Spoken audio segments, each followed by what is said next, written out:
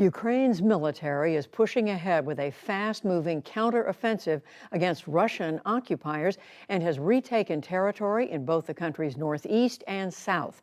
The move has taken Russian troops by surprise and provoked outrage in Moscow among supporters of the war. Nick Schifrin has our report from Kharkiv. First, they ripped through Russian lines, then the Russian flag. Another day, another Ukrainian town liberated. The videos are filmed by Ukrainian soldiers who wipe their shoes on the enemy's flag before raising their own after 7 months of Russian occupation. The Russian rout happened so quickly, their troops left behind dozens, if not hundreds, of armored vehicles and entire stockpiles of weapons and munitions. On Russian TV, Russia's appointed Kharkiv administrator admitted today his forces were badly outnumbered. In order to preserve our personnel, I think command decided to retreat and regroup. The situation is becoming more difficult by the day. That admission sparked rare doubt on state TV. Boris Nadezhdin is a regular pundit. It's absolutely impossible to defeat Ukraine using these resources and colonial war methods with which Russia is trying to wage war without mobilization. Ukraine's gains began in cities that Russian troops used as logistics hubs and command posts, and then spread to much of the Kharkiv region. In response, Russia launched its largest recent strikes on Ukraine's critical infrastructure, including this power station outside Kharkiv. It caused water shortages and a blackout in a region 250 miles across. And Russia has now struck civilian targets inside of Kharkiv city. This was a law enforcement building. Firefighters have been trying to fight the fire for the last couple hours, but because Russia has now hit critical infrastructure in Ukraine, they're short of water, so they're struggling to overcome the fire.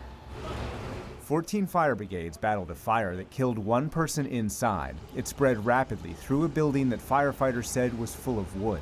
The Russian rockets hit near the middle of the city in the middle of the day. For the second day in a row, they are destroying the city. I think it shows their weakness because these people can't do anything else other than cause the defenseless pain. Vladimir Timoshko is the Kharkiv regional police chief.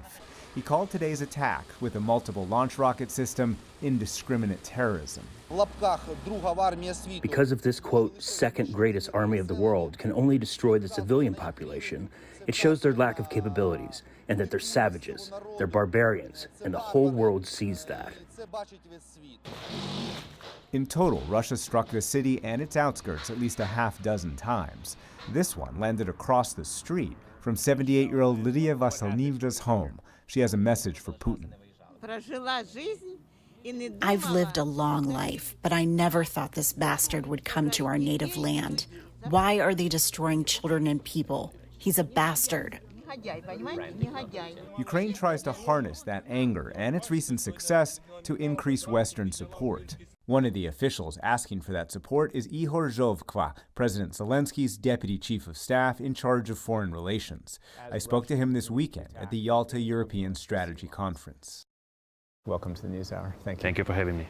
Are you worried about what one U.S. official told me, Ukraine fatigue, the West losing patience, losing the ability to continue to support Ukraine for the long term? Well, really, if you ask me personally, I'm not. We are fighting, we are struggling, we are making success. Maybe Russia wants the world to have Ukraine's fatigue. But again, what we hear from our partners, this is far away the case. As the saying goes, winter is coming, and there's a lot of talk here about making progress before the winter. Are you worried about when winter arrives and natural gas prices in Western Europe go up, Europeans are paying more for their gas, that will erode support for Ukraine? If in Western countries people suffer from a little bit higher prices, here in Ukraine, people dying. So if we all together will have to tighten our belts throughout these 90 days of winter, in spring, we will come out much more stronger, much more safer, much more united, hopefully, and much more near to Ukraine's victory.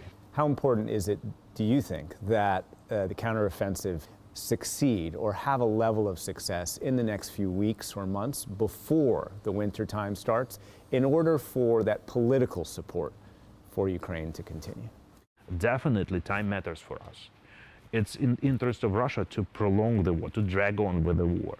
Yes, probably they were counting on the winter time that's much easier to defend, to fortify its positions, and much difficult to make an offensive. And again, it will be Ukrainian decision when to start, where to start, how to start, because once and again, our general aim to liberate our territories. President Biden recently said that he opposed labeling Russia a state sponsor of terror. What's your response to that? Well, I don't think this is a final full stop in this issue. This is the bullet which will definitely make, the final end of this aggression. Besides the instrumental thing, which it entails, cutting all the trade or making more severe control in the financial system, it has a very important moral meaning. It has a very important signal. Russia is good at reading signals. The U.S. continues to deny Ukraine's request to send longer-range munitions for the HIMARS system, for the multiple launch rocket system that Ukraine is asking for. What's your response to that continuing resistance to send some of the longer-range weapons that you're asking for? I think everyone in the US and in other countries see that Ukrainians know how to fight. They know how to fight with a modern weapon. That was the concern at the beginning. Probably Ukrainians will not be able to use this. We're using them, sometimes better than some other armies in the world. And we will, continue to do this, and we will continue to say, we do not want any other territory, but we have all the rights to take back each and every inch, each and every piece of Ukrainian territory. Does that be it include Crimea? Kherson, be it Donbass, and yes, be it Crimea. Has Ukraine used American weapons to attack Crimea? I don't know, I'm not a general, but we see that something not good for Russia is happening in the Crimea, which really satisfies us. We need more and more heavy weaponry. Yes, we need air defense systems.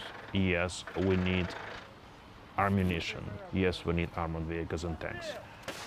We are fighting, but in order to win, finally win, we need more and more weapons. Ukraine's government needs at least $5 billion a month just to make up for budget shortfalls. Are you getting enough economic support from the West separate from all that military support? Not enough. Right, you are. We need up to $5-6 billion per month just in order to have our payment system, social payments, salaries to the soldiers who are fighting on the forefront. It's very important for the world now to help us financially and economically and, helping us to win. If we will not stop the aggression here in Ukraine, it will spread definitely. Do you think the world needs to be prepared to support Ukraine's government with $5 billion a month indefinitely? Yeah. Do you think the West will really step up and do that? Well, if not the West, then who? I mean, we have to be united.